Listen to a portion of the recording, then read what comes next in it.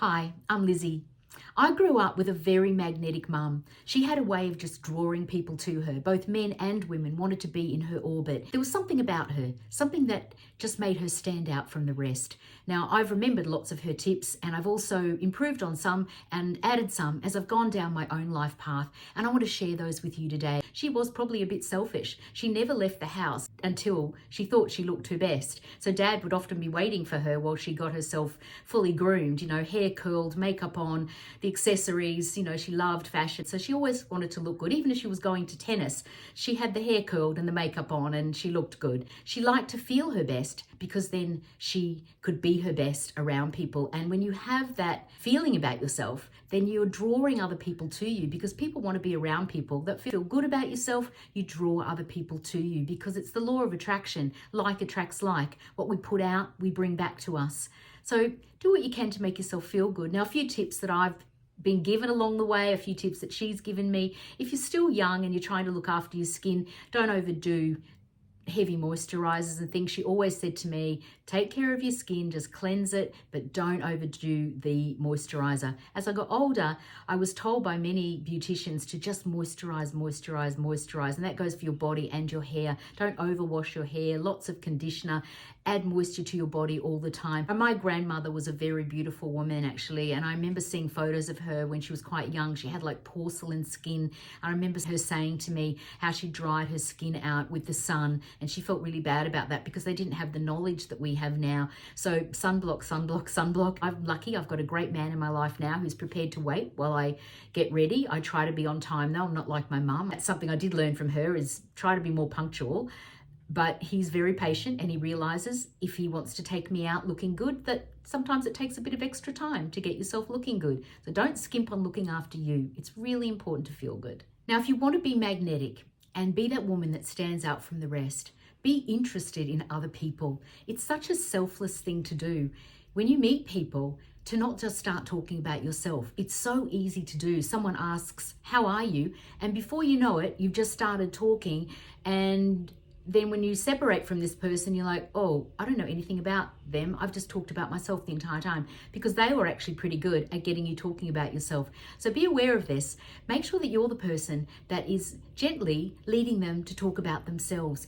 Being good at the art of small talk, it is a gift. So practice getting good at asking nice questions, not probing questions that make people feel uncomfortable. Use your intuition here. Listen. It's really important to be a good listener, because when you listen to people, then you can get into like a little ping pong conversation where you genuinely are listening to what they're saying, and then you can ask relevant questions back.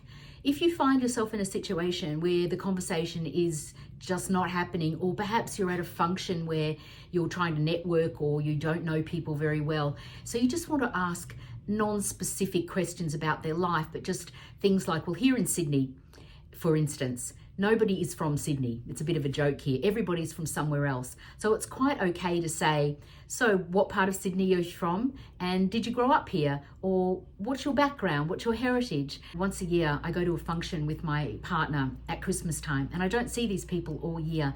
But I do know them reasonably well now, because there are particularly a couple of ladies that have got such good memories. They always come up to me and ask, how is my daughter? And they ask by name, and they ask how my dad's going, because they know that he's very elderly. And it's very sweet that they remember things about me, and that makes me like them more. And I try to do the same to them as well. I've got quite good at the art of small talk because I worked in the hospitality industry.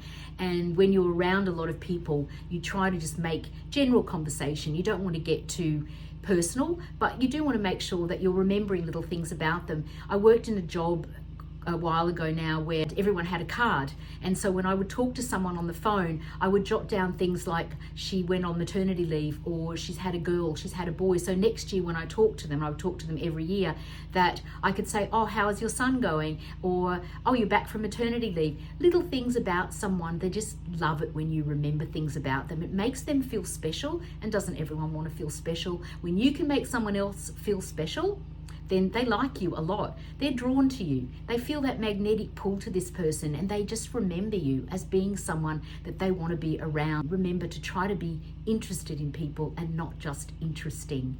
Now, another great skill to have here, along with listening, is remembering people's names. How much do you love it when someone remembers your name? I know that I do. I'm always like, oh, because I've got a bit of an unusual name. My name is actually Lizette, not Lizzie, but I use Lizzie here because it's just easier for everybody to remember. So when people say my name, I'm really surprised that they've remembered it, and I think, oh, that's so lovely of them to remember that, and I like them instantly that they've taken the time to remember my name. How much do you love it when people do that? I was getting coffee a couple of weekends ago with my partner, and the coffee shop we normally go to, the barista was missing, so we thought, well, we won't go there, we'll try somewhere different. So we went to this coffee shop, and I am very particular about how I like my chai latte made, and I started explaining it all to him, and he was so lovely about taking down the details. I was very apologetic that it was so particular, and I said, and what's your name? And he said, Reese. And I said, oh, thank you so much, Reese. And as I walked away, I repeated his name, Reese, Reese, Reese, in my mind, and then I walked away and I kind of forgot about it.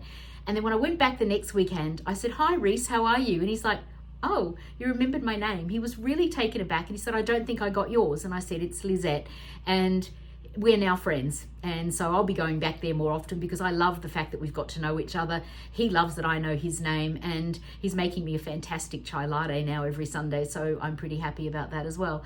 So remember people's names. Take the time to remember it. My partner is terrible at names, and he is often very embarrassed, and he has to ask me all the time to try and remember that person's name. If you're not good at remembering names, really practice. Repeat their names. Maybe put a little note in your phone. Maybe think about something about that person that stood out about them that you can then put alongside the name in your head, that you can try and remember it. But it is a skill, and when you get good at that, honestly, you will stand out from the rest because people love to hear their name repeated back to them. Now, another thing that makes you really magnetic and makes you stand out from the rest is if you are someone that has passion and purpose. My mum was someone that had a lot going on. She was always interested in so many different things.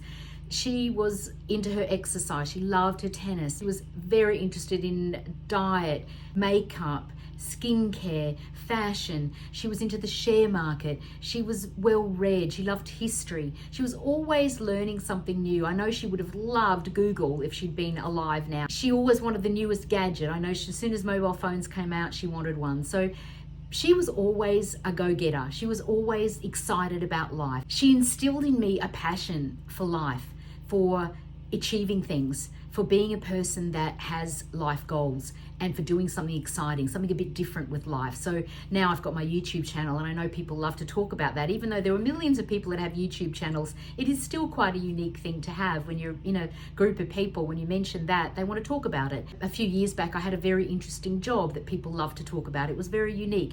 So what is it that you can do that's a little bit unusual? My partner is about to take helicopter lessons, and I don't know many people that do that. I'm very proud of him, and it's certainly very interesting to talk to him about. He's just absolutely passionate and obsessed with helicopters. So finally he's going to go and take a lesson. What is it that you really are passionate about? Maybe it's just picking up an exercise goal. Maybe you're going to run a marathon. Here in Sydney we have what's called City to Surf, where they run all the way from the city up this huge hill called Heartbreak Hill, and they run all the way to Bondi Beach, and they do that once a year in August here. So I know lots of people who put that in their calendar and they train for it all year, and that's their life purpose for the year. But what is it that you're really passionate about? Maybe you want to take up a language. Maybe you're going to travel somewhere and you want to get better at the language. Maybe you like cooking and you could take up a cultural cooking class, or maybe as a child you did horse riding, but you'd love to take that up again. Or maybe you played tennis and you'd like to get better at tennis again. Anything it is that keeps you busy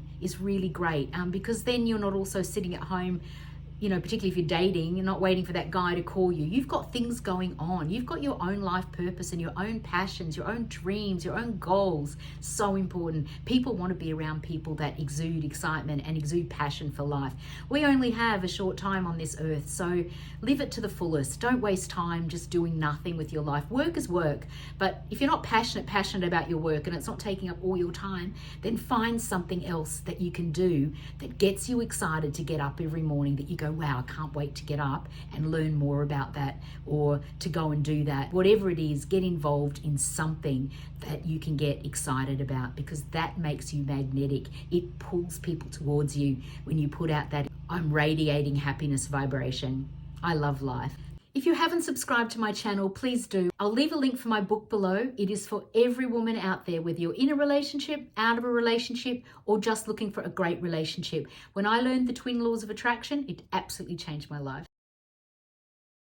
Now, I know women who feel that being feminine is submissive or weak, but it's just not. If you want to be magnetic, if you want to be that woman that stands out from the rest, then prioritize your feminine energy. Look after yourself and exude femininity, because if you want to particularly attract men to you, then you want to attract a really masculine man. And those masculine men, they need to feel that feminine energy from you. Men are drawn to women who make them feel good about themselves, who make them feel clever, who make them feel protective, who make them feel like they're king, who make them feel special. So if you want to draw a man to you, if you want to really attract men, then just compliment them, build up their ego a little bit. Be present, focus on them, listen to what they're saying, be good at conversation. Remember, we talked about before, the art of small talk is really important. Get them talking about themselves and they'll love that. My mum was really, really good at being flirtatious. My dad never minded because he always knew he was the guy in her life. And she was always, as I said before, well-groomed. She was a real go-getter. She had her own business, but she always felt like a woman. She loved being a woman, and I always got that from her. She was never apologetic about looking after herself or prioritizing her feminine energy. Now, I learned this from her because she never let herself go in a relationship. I think a lot of women, sadly, fall into contentment stage. I think I've done that back in the day.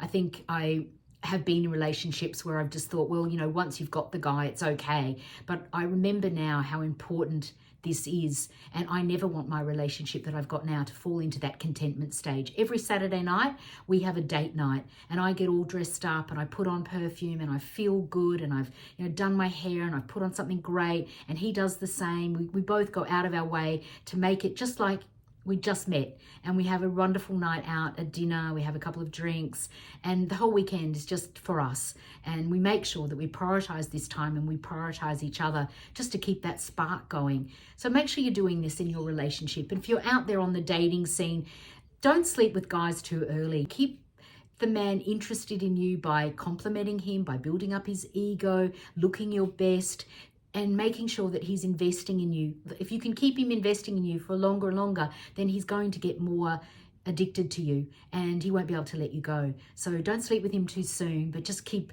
prioritizing that masculine energy and that feminine energy. The more feminine you are, the more masculine he feels. He loves to feel like he's clever, he's protective, he's your man. Make him feel like that and you will have him around for a long time. Whether you're dating or whether you're already in a relationship, this is key. Embrace your feminine energy. Now, I'm going to leave a video up on the screen here that I think you would like. It's got 3 great tips in it that I use to attract the wonderful man that I've got in my life now. And I'll see you next week. Thank you for listening.